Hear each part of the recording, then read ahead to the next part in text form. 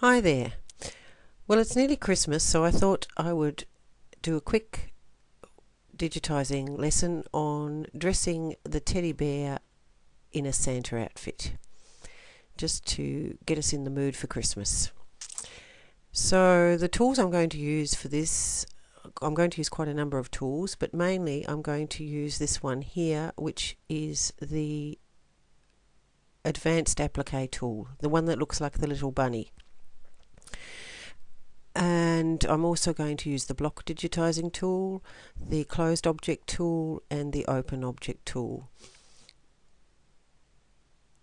So we'll start by looking at the teddy. Now the teddy I have auto digitized from the artwork. In the artwork folder, in your My Designs folder, there is a teddy bear just like this, the picture, and you can auto digitize that and it will come out something like this.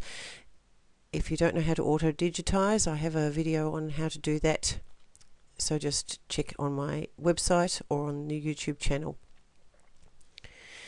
Now the first thing we're going to do with the teddy is remove this black outline. So I'm just going to do that very quickly by selecting the black colour because it's the only thing that's black in the design, and then I can hit my delete button and that removes it. Now we do have some gaps down here, but don't worry about those because we're going to cover those up with his little outfit. Now we're going to digitize the suit first, and to do that what I want to do is remove the stitching underneath the suit. So although I'm going to make it an applique suit, I'm going to start by digitizing a closed object filled shape so I can use it to remove the stitching I don't want. So I'll go down here and select colour first, and we'll choose red for his little Santa suit, and I'm going to choose the closed object tool. Now as I go around digitizing, you'll notice that when I left click it will be my cursor, the circle around my cursor will turn green, and when I right click it will turn red. So you do a series of left and right clicks being curves, left clicks being straight lines, or when you're changing direction. So I'm going to start here, and I'm going to left click, right click, and so on. So I'll just quickly go around, and I'm going to curve around to give his paws a little bit of dimension there. Don't forget we can always move our nodes later if we're not happy with the position. So just get the general idea around here first.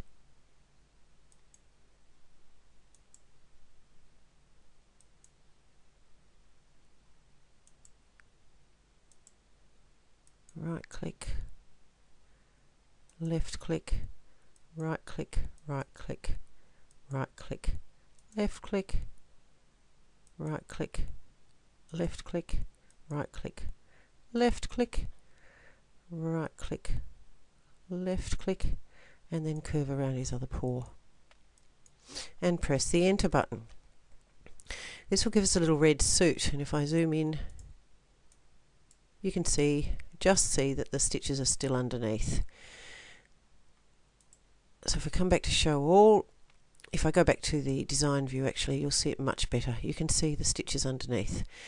So if I select the suit by clicking on the select tool, the last thing I digitized will turn pink and is selected automatically, and then I can just go here to my remove overlaps tool. Left click on that, and all the stitches underneath the suit will be removed.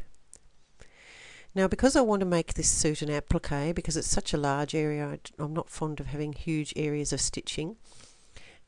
So if I can't break it up, I think I'd rather have an applique. What I'm going to do is change this to an outline. So while it's selected, I'll go down to the outline and click on that. It defaults to the single run outline. I'd like it satin. So I'll just go to the drop down menu and select satin. Now with the advanced applique tool, which is now available, I could turn this into an applique if I wanted to now. But with the advanced applique, you need to get all your embroidery details finished before you select the advanced applique. And I want to put a belt around his tummy with a buckle and a button. So I'm going to just click off that so it's no longer selected. And I'm going to select a black colour for his belt. And I'm going to choose the outline and satin. And I'm just going to digitize with my open object tool, which is for lines, a belt around his tummy.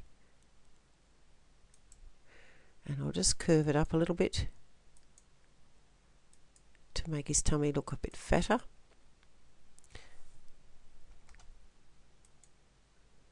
Remember, if you want to remove a node you've put in, you can backspace. Once I've got across, just click on enter, and there's his little belt. Now I'd like that a little bit wider, so we can select that and right click on the object, and we'll get the object properties box opening. Satin width 2.5. I'd like to make that, we'll try 4. We can go apply and have a look how that looks. And yes, that looks better, so I'm going to go OK. Alright, now the satin seems to be okay that side, but this side, it's because I've curved it, it's not quite right here with the red. I'm just going to zoom in a bit there. And what I'll do is select it and go to my reshape tool and just put another node in here, a right click node, and then drag this up. That will allow me to get that straighter. Just a little bit more. That's better. So that covers the end there.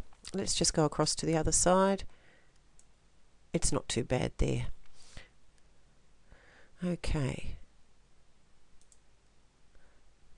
So I'll just hit the select button and click off the object, and there's his belt. Now we saw that it went over the red stitching there, so we'll select the belt again and just remove overlaps as well. And if I zoom in there for you, just so you can see that, you can see that the red stitching has been cut away. Not completely, because they allow for some overlaps so that there are no gaps, but we won't have one big lump there where we've stitched over the red stitching entirely.